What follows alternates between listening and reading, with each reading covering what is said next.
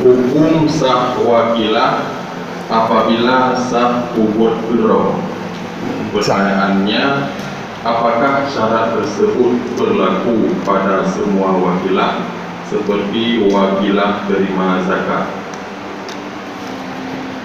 Yang kedua, lafaz tentang talak. Aku talak kamu 1000 kali. Berapa jatuh talaknya? Mohon penjelasan ayat.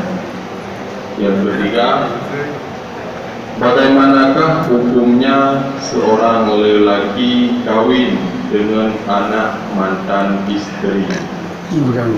Mohon penjelasan ayat. Ingat betul boleh.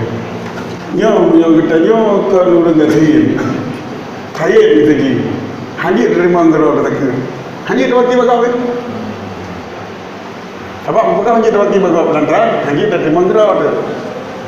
Ini syariatkan dari manggro. Tanya saya. Kaki baik dari manggro ke bang nak wakil bagau. Jadi wakil hamzah tu wakil. Apa bedanya hamzah tu bukan tu. Berlaku je apa berlaku. Yang kedua tadi tali terlebih berapa jatuh? Jatuh saya tempat tadi bertai saya bo. Jadi ada sampai 3 juta tak saya jatuh. Yang kedua, seorang lelaki kawin dengan anak mantan isteri. Mantan ada mau diri. Dia kata watak mah, dia kawin dengan ni.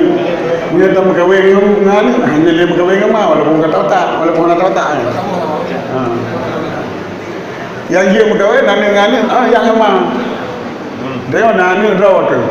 Dia nyampe nak draw balik lain, dia orang berkahwin dua, kan ni ada berkahwin dua. Dia tak ada.